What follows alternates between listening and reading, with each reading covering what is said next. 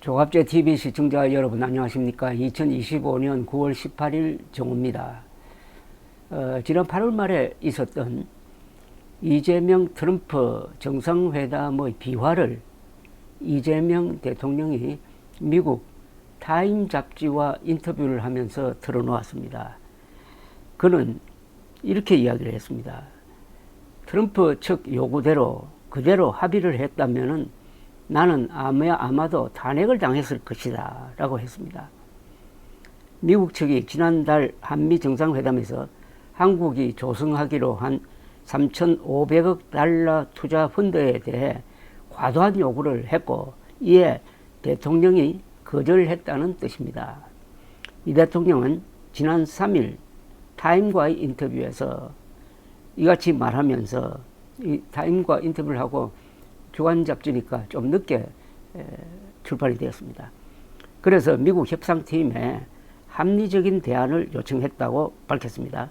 이 대통령은 트럼프 미국 대통령에 대해서는 다른 사람들처럼 평범한 삶을 살지 않았다는 점에서 나와 공통점이 있다고 했습니다. 이어서 사업가로서 성공적인 삶을 이끌었고 외부에서 예측 불가능해 보여도 매우 성과 지향적이고 현실적인 사람이라고 믿는다. 자신이 패배자로 보이는 결론을 원하지 않을 것이기 때문에 비합리적 선택을 하지 않을 것이라고 분석을 했습니다. 타임은 이 대통령이 관세 협상에서 합의를 보기 어렵기 때문에 트럼프 대통령과 북한 문제를 주로 이야기했다고 했습니다.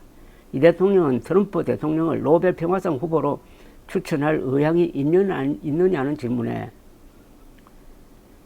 북한 문제에 대해 구체적 진전이 있다면 그 상을 받을 자격이 있는 사람은 트럼프 대통령 외에는 없을 것이라고 했습니다. 구체적 진전에 대해서는 대북 제재를 부분적으로 완화하거나 해제하는 협상을 통해 단계적 프로세스, 핵활동 중단, 축소, 최종 비핵화를 추진해야 한다면서 트럼프 대통령도 같은 생각일 것이라고 믿는다고 했습니다. 이 대통령은 타임과 인터뷰에서 회담 당시 트럼프 대통령이 주한미군 부지 소유권을 거론한 것에 대해서는 농담이었다고 믿는다면서 이미 미국은 비용 없이 미군 기지와 부지를 사용하고 있다고 했습니다. 그러면서 미국이 땅을 실제로 소유하게 된다면 재산세를 내야 하는데 그건 면제해줄 수 없다고 했네요. 이 대통령은 이어서 우리의 민주주의와 시장경제 가치는 한미동맹에 기반하고 있다고 했습니다. 그러면서도 중국과의 지리적 근접성, 역사적 관계, 경제적 연계, 그리고 인적 교류를 고려할 때 중국과의 관계를 완전히 단절할 수는 없다고 했습니다. 중국을 적대시하지 않도록 관계를 관리하지 않으면 한국이 두 개의 블록이 맞부딪히는 최전선이 될 위험이 있다고도 했습니다. 중국 전승절 행사 참석에 대해서는 중국이 저를 초청하고 싶어 했던 것 같지만 제가 더 묻지는 않았다고 웃으면서 말했다고 합니다. 이 대통령은 국내 정치 현안에 대한 입장도 밝혔는데 윤석열 전 대통령의 비상계엄 선포로 인한 국정 혼란과 관련해가지고 나의 가장 큰 업적 중 하나는 한국의 국내 정치 상황을 안정시킨 것이라고 했습니다. 지난달 광복절 특사로 조국혁신당 비상대책위원장을 사면시킨 것에 대해서는 피할 수 없는 선택이라면서 여론이 갈릴 것을 알고 있었지만 필요했던 조치라고 했습니다. 이어서 현재 한국 정치 지형에서는 대립과 분열이 일상화되어 있어 제 호흡 하나에도 일부에서 비판이 따른다고 했습니다. 저의 의무와 책임은 이러한 문화를 바꾸는 것이라고도 했습니다. 지금 한국과 미국 사이에 관세 협상이 문서화되지 않고 있습니다. 최대 쟁점은 우리가 미국에 3,500억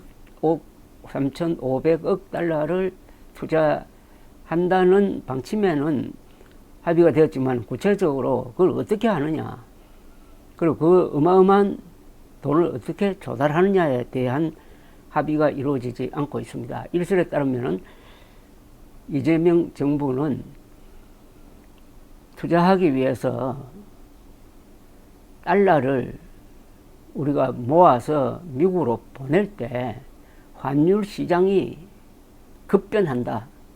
이런 사태가 발생을 하면은 1997년의 그 악몽과도 같은 외환 위기도 일어날 수 있으니까 한국과 미국 사이에 스와핑을 해야 되는데 그 한도액을 무한정으로 하자. 이런 요구를 하고 있다고 합니다. 우리 입장에서 보면 상당히 그럴듯한 아주 합리적 제안이라고 보이는데 미국이 그것을 받아들이기 어렵다는 겁니다. 그렇다면 차라리 판을 깨는 게 어떻겠느냐. 그래서 우리가 비장한 각오로 25% 관세 우리가 물겠다. 그러나 3,500억 달러는 투자하지 않겠다. 라면서 우리 기업의 경쟁력을 강화하고 다른 시장을 찾고 하는 게 낫지 않느냐. 언제까지 트럼프에게 따라만 가고 굴종적인 모습을 보일 수가 있느냐 하는 이야기가 전문가들 사이에서도 일어나고 있습니다. 그걸 반영을 해가지고 이재명 대통령은 국익에 손해되는 서명은 할 수가 없다. 라면서 만약 그렇게 했다면 나는 탄핵당했을 것이라고 말했습니다. 이번 기회에 한미 간의 이 관계에 대한 아주 냉정한 분석이 있을 필요가 있습니다. 우리는 그럼 미국에 대해서 카드가 없느냐? 예컨대 평택 미군 기지는 100억 달러 이상을 들여가지고 우리가 지어준 것입니다.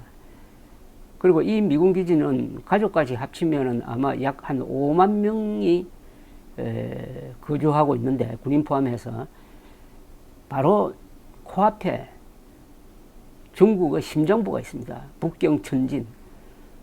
가장 중국과 가까운 곳에 있는 세계에서 가장 큰 미군 기지. 이걸 버리고 트럼프가 주한미군을 뺄 거냐?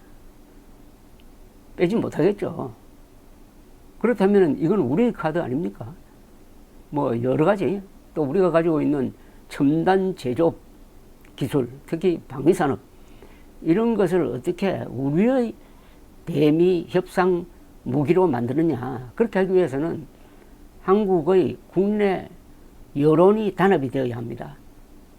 외교 안보에 대해서는 국민들이 단합된 모습을 보여주는 게 정상적인 국가의 전통인데 이게 지금 제대로 되지 않고 있습니다.